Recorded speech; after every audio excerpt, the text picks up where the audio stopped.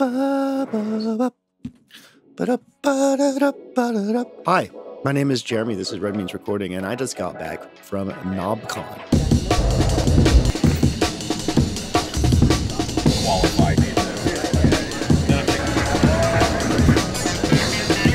KnobCon is a small to medium size. Ooh, oh, I got sick in KnobCon. Oh, it's not this that I'm sick. It's the big sick. I guess I have the big sick now.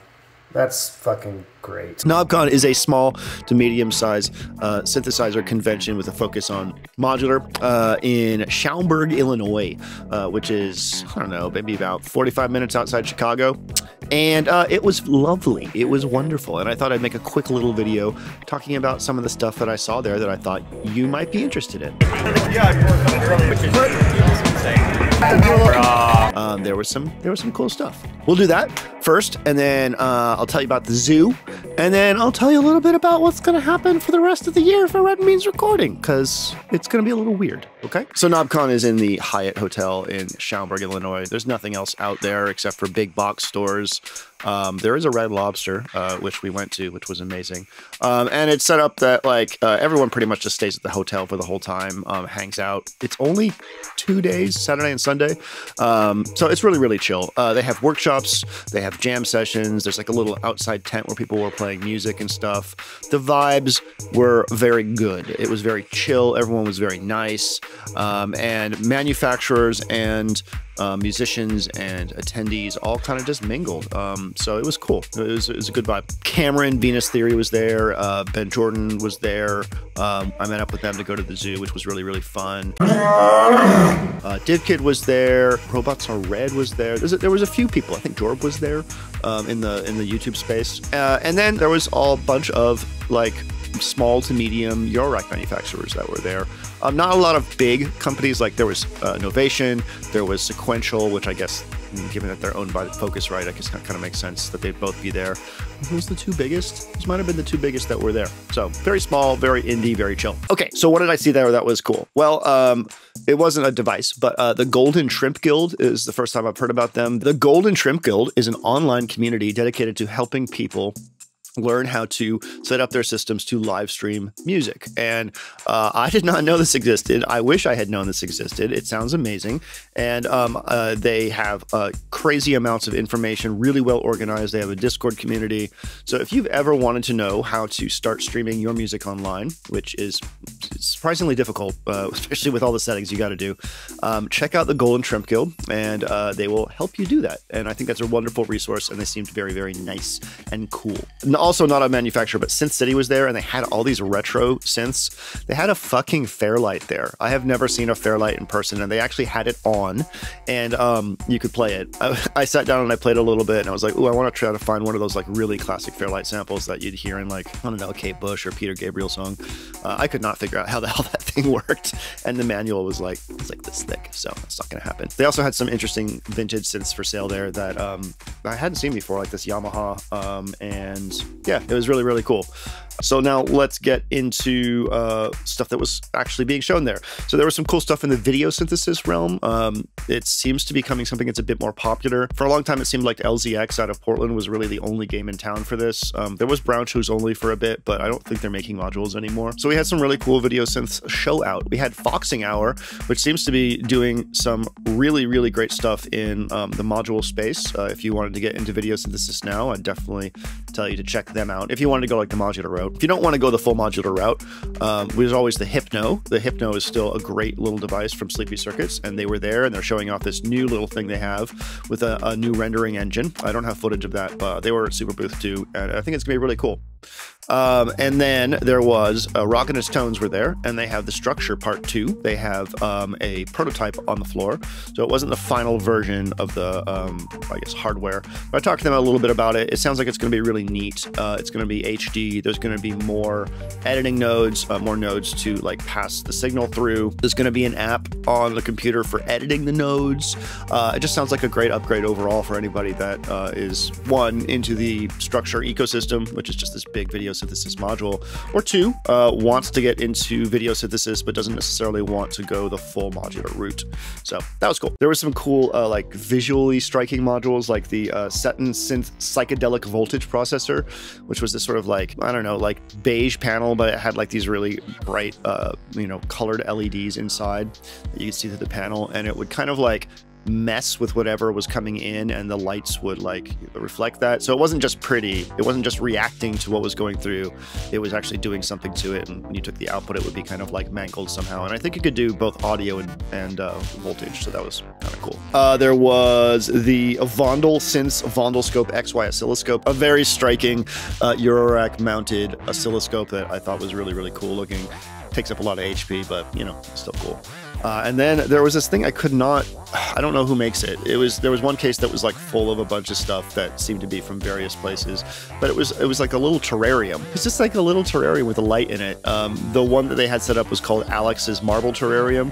It was fully custom, and they will make you a custom terrarium for your Eurorack. So if anyone knows who makes this thing, put it in the comments, because I do want to get a custom terrarium for my Eurorack. I think it's just ridiculous and I love it. All right, so Steady State Fate had some new modules there. They had Ultra Random, which is an update of their previous random thing. I didn't really dig into the random one too much. We spent most of the time demoing the Prime Modulator, which is a new modulation source from them. And at first I was like, okay, well, it's an LFO, but it has some really interesting ways to wave shape the normal shapes and actually have it sort of like change on the fly. There's some very interesting relationships that are built into it, you know, mathematical relationships that you can get some really interesting outputs, and it'll run at audio rate. So one of the things we did was we ran it at audio rate, I think, or we either ran it or modulated it at audio rate and just got this nastiest, almost like hard sync wavetable out of it. It was really, really cool. And it's always interesting when an LFO can turn into a voice and be, you know, kind of interesting sounding and unique. Speaking of complex oscillators and complex wave shapes, Earthquaker Devices had a prototype of their Wave Transformer. It's a new oscillator from them. It's a complex oscillator. It's a complex oscillator in the sense that it makes shapes that are not just the 4 that we normally associate with analog synthesis. So sine, triangle, square, and saw. And they've got a pretty ingenious way of, it's all very nicely, simply packaged. It's very easy to get like interesting tones out of it. But the thing that's really exciting to me about it is that it has an audio in, and that audio in can be used to process, well, you know, you guess, like external signals. It's passed through the Wave Transformer, which is sort of a shaper folder, and it's also passed into a sub-oscillator generator. So what I was thinking is, like, screw putting other like oscillator sounds into it. I want to run drums through it. They didn't have the ability to do that there, but I would be very curious to run drums through this thing once it comes out. A lot of people were very excited about the Future Retro Vectra. This sort of rose from the ashes of Future Retro, who are now back. I know Venus Theory is very excited about it. I played with it for a tiny bit, basically just loading presets. It's very sequence based. I don't have a lot to say about it. I don't really quite understand what's going on under the hood. It's very striking, obviously, with the joysticks and everything like that. I will have to wait to see like a review or something like that to see how the synthesis engine works. The reason I'm a little unsure about it is because it seems like 2 of those joysticks are assigned to like pitch and mod already. So it's like you really only seem to have 2 joysticks to play with.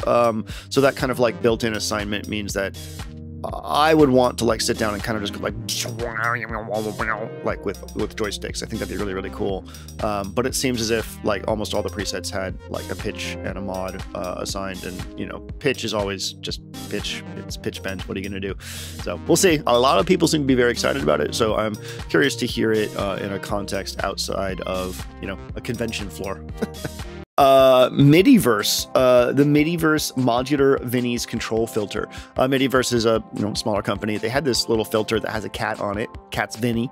Of course, it caught my eye. I'm like, tell me about this. So they gave me a demo. It sounds really good. Like, it's a really good sounding filter.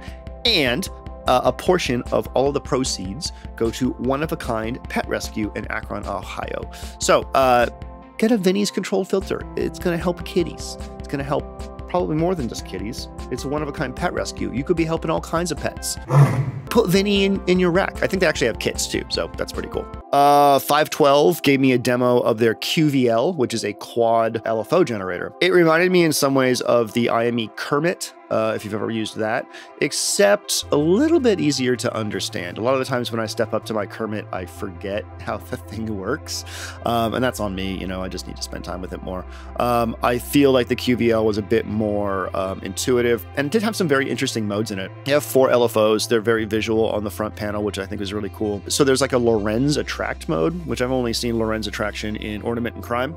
So that was pretty cool. And then, of course, all 4 of the internal LFOs can be routed to each other to affect each other. So you can get 4 LFOs out of it, or you can get, you know, less than that and have it like do some very interesting internal interactions. And modulating your modulators is always a fun thing to do. Someone in my Discord has one, and they speak very, very highly of it too. So seems cool. We're nearing the end of the list of stuff before we get to the mixers, because it was the year of the mixer.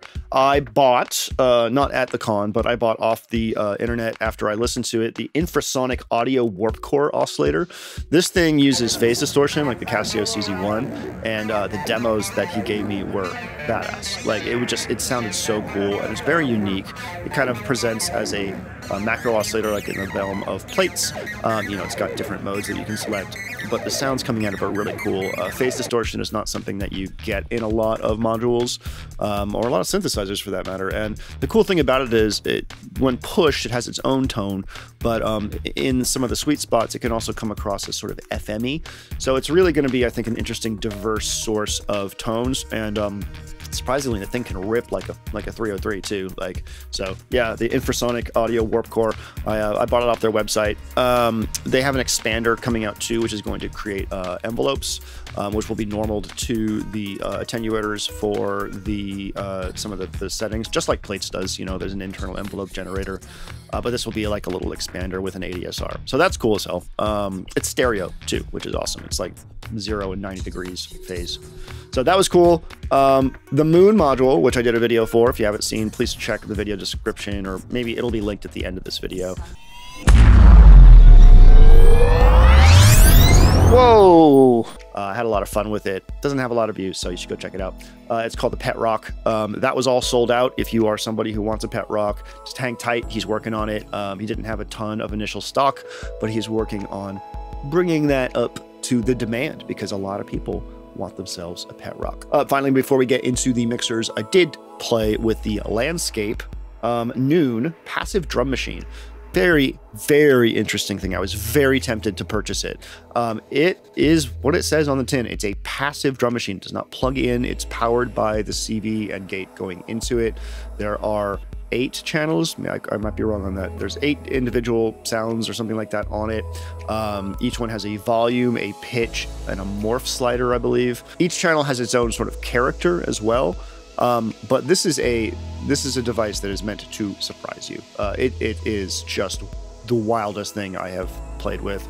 I think it would sound amazing with some like I don't know, like distortion or compression and distortion, to kind of like get it up into that like cinematic kind of like sound, then run it through the microcosm. It's like it really wants to get run through effects. I think it's cool as hell. I think Cameron actually got one for sound design, because it's super unique. Like, it doesn't sound like anything you've ever heard before. So, you know, kudos to Landscape. They made something very, very, very cool. Last but not least, in NobCon, mixers. What do we have? The After-Later Bartender. It's an expandable set of mixers, and it's great. It has multiple send and returns, lots of channels. The standout for this one is the USB audio interface that you can plug into it. So as an expander, there is just a USB audio interface out, and you can plug it right into your phone, into your computer. It's just 2 channels. You don't get all the channels, but if you're just trying to record something quickly on the fly for Instagram or whatever, I mean, you know, beyond that too, then it's great. It works really well.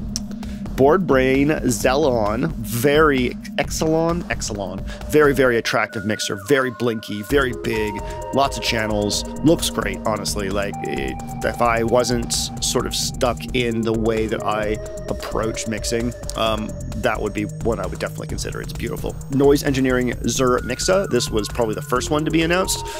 It is very attractive, lots of channels going in, which is always great. It's considered a summing mixer, so its output isn't like super crazy. However, it does offer recallable presets and states for your mixing, which can be very, very useful depending on, you know, what kind of performer or artist you are. We also had, let's see, the WMD Performance Mixer reissue. They're not WMD anymore. I don't know what they're called. A lot of people are so excited about that. People have been waiting for that to come back. I know there are some upgrades. I can't remember exactly what they are. Something about DB25 and MIDI control, but I'm not 100% sure what's going on there. And then last but not least, of course, oh, my poor bones. And then last but not least, of course, the 1010 Music Blue Box Eurorack Edition. This is the one, I'm reaching out to them to ask to do a video on this. I do stem mixing, stem recording on my Eurorack. I have like two steady state fate vortices, and I use the bus outputs on that to get 1, 2, 3, 4 stereo outs between the two of them, which gives me, you know, 4 stereo stems. This thing, the Blue Box, has 12 inputs and internal recording. So that would be very interesting. I'm thinking if it works the way I hope it does, it will replace a lot of gear in my room, and that'll be great. I'll have more room for something else. So keep an eye on the channel for that. I have reached out to them. We'll see what they say. That's KnobCon. That is all the gear at KnobCon. Do you want to hear about the zoo? How long have I been recording for? Okay, real quick, I don't want this video to be too long, but I did shoot some really good footage at the zoo of some very good animals that I want you to see. So I went to the Brookfield Zoo with Ben and Cameron, and yeah, it was great. So this zoo is huge. If you haven't ever been to the Brookfield Zoo, I definitely recommend you go. There are 2 zoos in Chicago, the Lincoln Park Zoo and the Brookfield Zoo. Brookfield Zoo is much bigger, and it's fun. It's really fun. It's super cool. So saw giraffes, and Ben and Cameron paid to feed the giraffes. And I learned some giraffe facts. I saw some giraffe tongue. I saw giraffe tongue. It really makes you think. Really makes you think about life, you know? Painted African dogs are very good boys. Oh my gosh, they're so good. They had like, I think there were 3 in the enclosure, maybe 4, but they was doing this patrol and they kept on coming up and sniffing. They're very, very good boys. I know they would rip me to shreds if I was anywhere near them in the wild. That's what they do. But I do want to pet them, despite that.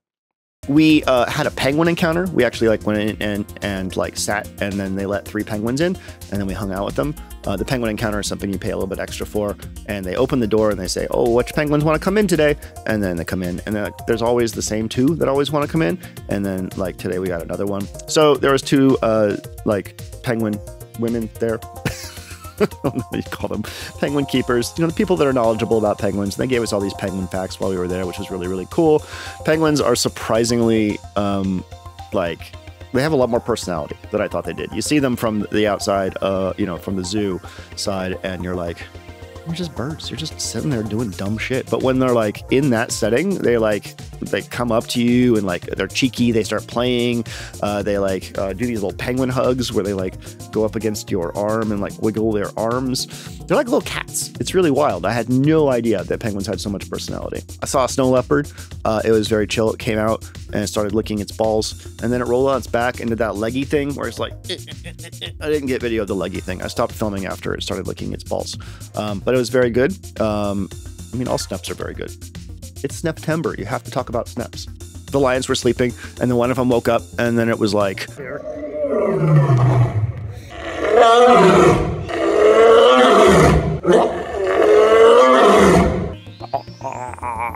I could feel this in my chest. This is apparently something that lions do when they wake up to scare away any like critters around them. They're like, "Oh, look, I'm awake.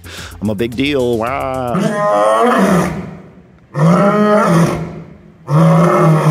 It was crazy. You could feel it in your chest from like, I don't know, however many feet away the enclosure was. It was pretty impressive. We went to the petting zoo, and they just had wallabies hanging around. Just like, they didn't really want to hang out with us, but they were like, they weren't behind a fence or anything. They were like right there. And I learned that wallabies sleep and relax with their tail curled under their legs, and they sort of hold on to it. Never knew. Very, very adorable. And then last but not least, we got to pet some goats, and goats are very good.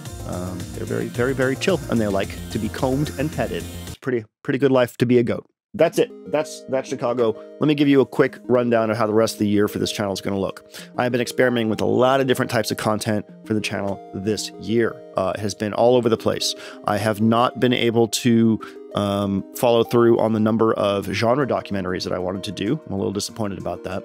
But I have done some ambitious stuff with green screen and production. I have another video coming out in the end of October on the piano phonic module from Nobula that I think you're really, really going to like. Fine. Look, Moog. Moog. Yes, Moog. Moog. I had a lot of fun making it. It's ridiculous. I will have a video on a new Qubit module. I can't say what it is yet. I'm beta testing it. The video for the Qubit thing will not be sort of like scripted and silly or whatever. I can't do that for everything that I want to do a video for, but I am going to try to make it a little bit more cinematic, a little bit more, if anything, abstract, story-based. I will probably do a video on my new batch of YouTube library tracks coming out in October. I will have a video soon in September, because September is Suicide Awareness Month. I will be having a video that I filmed last year, and it's not how I'm feeling now. It's not how I am now, but it is something that happened, and it is something that I needed to make a video about, and I've been waiting to put it out. I've just been like, there hasn't really ever been the right time. It's so much more serious than anything else that I've done. And I'm, I don't want to just put it out and have it like disappear like all my other content does. So I'm going to put that out in September, and then I'm probably going to lay low for a bit. I've got a bunch of stuff I need to work on here. I'm beta testing that module, that tempura granular thing. I got to make content for that. Meaning I have to make factory content for that. And I got an album I want to work on. So the rest of this year is going to be pretty sporadic. I'm going to be taking a bit of a break. I want to keep the production quality of the channel high, but I also don't have the time to just make a bunch of videos like what you've been seeing. So it'll be a bit more sporadic for the rest of the year. I don't care. Like, of my 400,000 and something subscribers, I get like 5,000 views on a video these days. So, to those that are still watching, and to those who like yell the moon at me at NobCon, thank you so much. I really appreciate it. That's it. Thank you so much for watching. My name is Jeremy. This is Red Means Recording, and I hope you have a wonderful day.